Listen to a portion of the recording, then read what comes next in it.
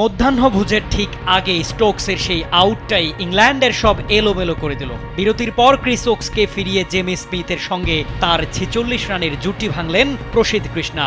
এরপর আকাশদ্বীপের পঞ্চম শিকার হয়ে ফিরলেন স্মিথও।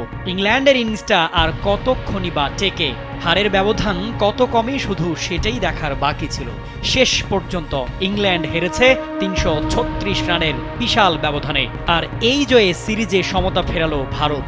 এজবাস্টনে 9 টেস্ট খেলে এটি ভারতের প্রথম জয়।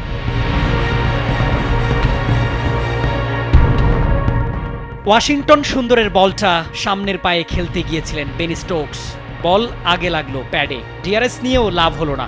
বাংলাদেশের আম্পায়ার শরফুদ্দৌলা ইবনে শহীদের সিদ্ধান্তই সঠিক বলে প্রমাণিত হলো। বিলম্বিত মধ্যাহ্ন বিরতির ঠিক আগে ফিরলেন ইংল্যান্ড অধিনায়ক। আর ঠিক তখনই খুব ভালোভাবে মনে হলো এই ম্যাচটা আর ইংল্যান্ডের হাতে নেই।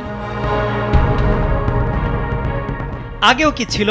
গতকাল টেস্টের চতুর্থ দিন যখন 608 রানের লক্ষ্য তাড়ায় ইংল্যান্ড ব্যাট করতে নামে তখন, কিংবা আজ দিনের শুরুতে, যদিও ইংল্যান্ডের জন্য আশা হয়ে এজবাস্টনে তখন ঝুম বৃষ্টি।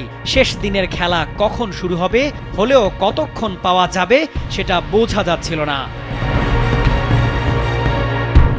শেষ পর্যন্ত 3 উইকেটে 72 রান নিয়ে ইংল্যান্ড যখন আবার ব্যাট করতে নামে ততক্ষণে বৃষ্টি 100 মিনিটের মতো খেলা হাপিস করে দিয়েছে। তবে আগে 8 টেস্ট খেলে এজবাস্টনে কখনো জয় না পাওয়া ভারত এবার পাওয়া সুযোগটা না হারাতে মরিয়া ছিল। খেলা শুরু হওয়ার মিনিট 25-এর মধ্যেই তাই আকাশদ্বীপের জোড়া আঘাত।